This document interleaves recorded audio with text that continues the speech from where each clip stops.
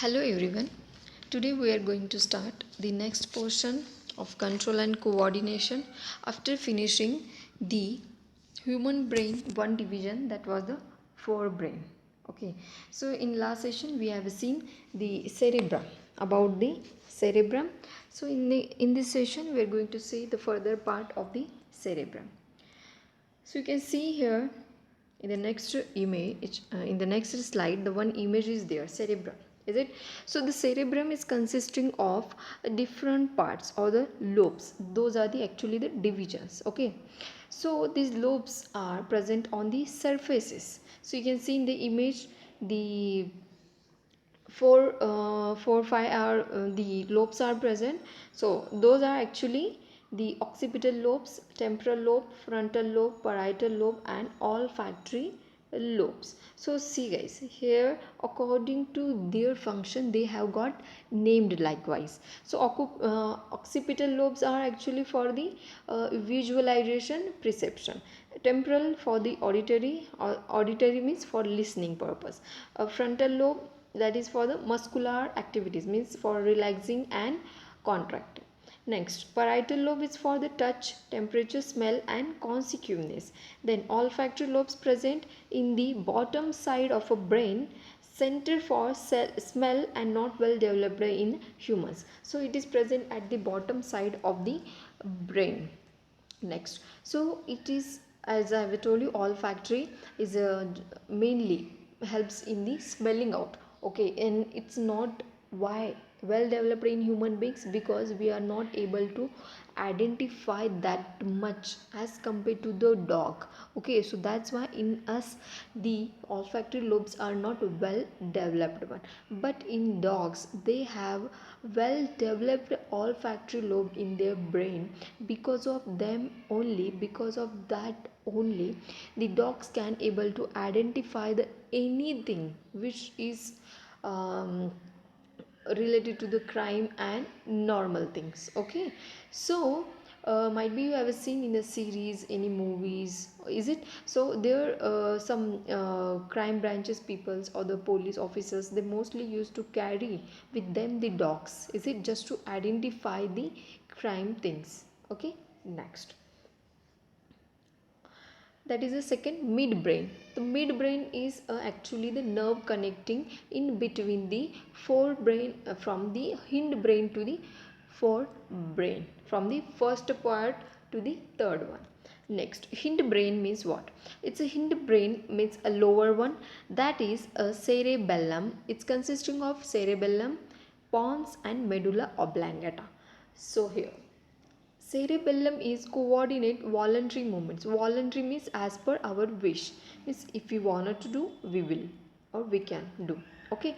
For example, like moving your hands or any other body parts, is it? Or you can jump, you may run. If you wanted to play, you can play. Is it? If you wanted to move from one place to another place, you can move. That is actually the voluntary things, is it? So involuntary means which is not in your hand or in our hand. Means for example, like blinking of our eyes. Blinking means opening and closing of our eyes. It's not in our hand, it's continuously happen. Okay, next example, like a beating of heart beating, that is also involuntary, not is that's not in our hand. Next, it maintain posture and the body balance. As I told you, you can move, you can stretch your hands, you can stretch your legs, you can move any parts of your body. That is actually the body posture. Next, pons means what? The pon is the one Latin word that is known as a bridge. It means that a bridge, the barrier in between a one or the two things. Okay, so here it helps in the respiration regulation. The pons helps in the regulation of the respiration process. Next, medulla oblongata. So where actually the medulla oblongata occur, you can see in the images I have shown you. The medulla oblongata is the greenish portion which is present, is it? So the pons is also bluish in color. Midbrain, that was the reddish, is it? So next, the medulla oblongata is a brain stem. So in a separate thing you can see here the brain stem they have shown. The greenish part is nothing but the medulla oblongata, that is a stem like structure. Stem means you know. Next, coordinate involuntary movements. Involuntary means which is not in our hand, that is used to coordinate by the medulla oblongata. Next, it regulates center for regulating center for swallowing, coughing, sneezing and vomiting. So medulla oblongata is helps or the play a major role in the swallowing, coughing, sneezing and vomiting. Okay, so this was about the human brain parts, which were divided in three portions, is it, and their subdivisions and their functions we have seen. And according to the structure also we have seen where they actually located. So next, there is a reflex action. What is mean by the reflex action? The action or the body response which are instant and controlled by the spinal cord. So here reflex action is actually related to the spinal cord. You know that spinal cord means a vertebral, or we can say the spines which are present the, or normally says a backbone. Okay, so it is actually the action or the body responses which are instant and controlled by the spinal cord.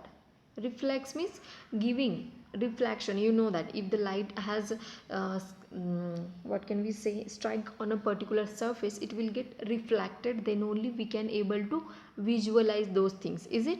Same thing, if the reflection has done, reflection means if we are going to if we are able to see some things, it means that we have receiving something, is it? So on that basis we can give some judgment, that is actually the reflex. Next, so spinal cord, it's an extension of a medulla oblongata of a hind brain till the lumbar region. See guys, the medulla oblongata, as I was shown you here, this portion, is it, it's going to be extend here, so it will extend in the spinal cord likewise. Okay, that we are going to see here. Next, here conducts nerve impulses to and from the brain. So what it do, it actually used to conduct the impulses, means you know that the signals, is it, from brain to the other body parts or other body parts to the brain. Okay, next, it controls the reflex action, that is the responses.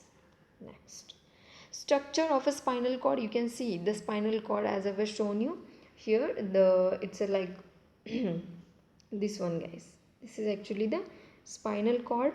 This one we are going to be seeing a peripheral nervous system in details. Okay, so here vertebral columns, why it is called as a vertebral column, we know that those organisms consisting of a spinal cord or the backbone known as a vertebrate, is it? So those vertebrates are in a columnar forms, so known as a vertebral column. So you can see these are actually the columnar in shape. Okay, this 1 2 3 like this. Next, here the bony structure ensures protection to the spinal cord, the bony structure. So actually don't get confused what is the column and what is the spinal. So the black one, the blackish part, this is actually the spinal cord. Okay, these are the cube like structures are present outside, those are the bony structures. Okay, so those are different types of the lumbars or the nerves are present that we are going to see in details, so don't be get confused. So you have to just keep in mind that the bony structure ensures protection to the spinal cord. Okay, so here guys, the spinal cord is again consisting of some membrane on them. For example, like we have seen about the human brain, it is also consisting of three meanings or the different brain parts, is it? So meanings means we have seen the covering, is it? So same about this one also, again we have seen the some fluid which is present in the brain, that is a cerebral fluid, is it? Cerebrospinal fluid, same thing is there. Next, see here the meaning, the three layers of the protective tissue or the membranes which covers the spinal cord separate spinal cord from the external world. External word means from the other body parts, it's just differentiated or just apart from that, because of the covering of the bony structure is there. Okay, next, cerebrospinal fluid, it's a fluid which fills spaces between meanings, so covering which are present on the spinal, that is blackish part which is arising from the brain, as I was shown here, this one. Okay, so that is consisting of, this one is consisting of a number of, or the three layers of the membranes. Next, it ensures protection against shock and injury. So what it do, it helps in or prevents the shock and the injury. If anything will be happen, it's a small accident will be there, so that can be get prevented or by the spinal cord consisting of a cerebrospinal fluid. Same about in brain also we have a seen. Next, the cross section of the spinal cord, you can see one section has shown here, that is a cross section of a spinal cord.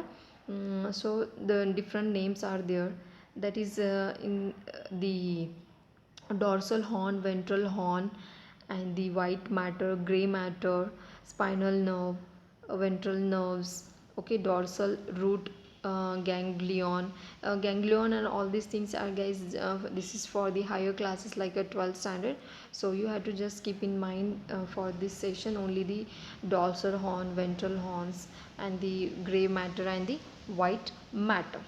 Next, dorsal horn is connected to the sensory nerve, and the sensory nerves bring impulses from sense organs. See, dorsal horn, you can see the dorsal horn is where is present, this one,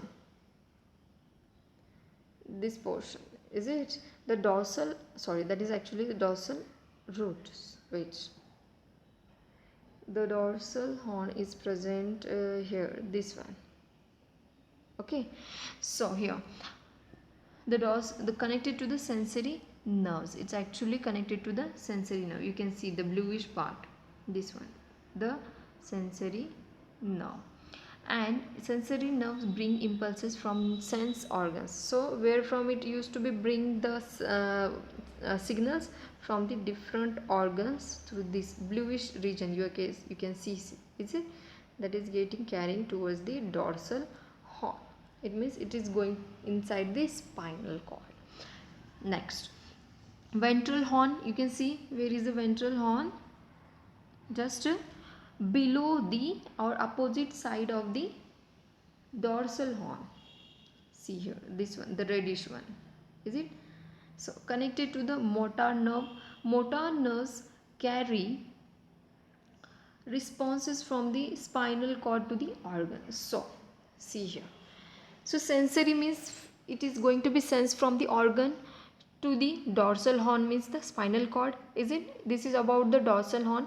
So what about the ventral horn? Ventral horn is consisting of a motor nerves, is it, so motor nerve, what it is going to do, it is going to carry the responses from the spinal cord and the organ, getting, so that is actually difference, the sensory used to sense from the organ to the spinal cord, and motor helps in the taking the sense the ventral spinal cord to the different organ systems. Okay, next, what are the mechanism of a reflex action? So see guys, mechanism of the reflex actions are like a stimulus, whenever we get a stimuli, means any what can we say, any signal, okay, that is going to be transferred through the receptor organs, receptor means receiving organs. Next, that receptor organs again goes towards the sensory organs or the sensory nerves, again sensory nerves through it moves towards the spinal cord, again spinal cord to the motor nerves, and from motor nerves to effector. Motor nerve is a barrier or a middle part in between the sensory and the effector, getting, or we can say in between the receptor and the effector nerve. So what it is doing, motor nerve, it's nothing doing, it's just a passage, is it, receiving and passing, and only the effector is showing the again effect. Effector organ means those used to show the effect after something has done, we have a scene, okay. It means we are getting a signals, again it is passing through the sensory nerves, again it moving towards the motor nerves, again it passing towards the effector nerves, then only we can show any effect or the reaction. Again the effector nerves, like what will be there, the effector nerves, that may be a muscle cells. Again after giving the effect we show a one response, that is done by the movement. If we can show any of the movements of our body part or any posture or gesture. Okay, so this is actually the mechanism of the reflex. So one image as I was shown you, you can understand. So see guys, here some receptor nerves are present along with the different sensory nerves, motor nerves. So receptor, sensory, these are the motor, is it getting? This is the spinal cord and the brain, getting? So these are the major part where from actually we get a response, is it? So here from you are getting some reaction. If you have touched a hot thing, is it, you are getting received. Again through the again through the sensory nerves you are going to be passed to the, where we have seen the one part, that is a dorsal horn, is it, the dorsal horn. Then again from the dorsal horn, is it, that dorsal horn through the, again it's going to pass through the, that is a ventral horn, is it, that is a ventral horn. From the ventral horn it again going towards the motor one, this one, is it, is again going to motor and next to the effector, then it's showing a effect. Then suddenly we used to remove our hand from that portion. This is actually the reflection we used to show. By these things you have to keep in mind that the receptors, sensory, spinal cord, motor nerves and effector nerves. If you have understood this cross section, then you can easily understand. You have to just keep in mind these 2 points, that is a dorsal horn and a ventral horn. Those are actually connected through the sensory, and the motor are actually the middle one for the passaging the signals. Okay, so what about that white matter and the gray matter? These are actually the matters which are present in the spinal cord, okay, which helps in the nutrition and whatever the essential things are will be is their requirement, then they can provide. Okay, so in the next session we will see the peripheral nervous system and the movement, or we can say the plant movement in response to the stimulus. So till that we will finish here. So in next session we will see those points. For any doubts you can ask me. Thank you.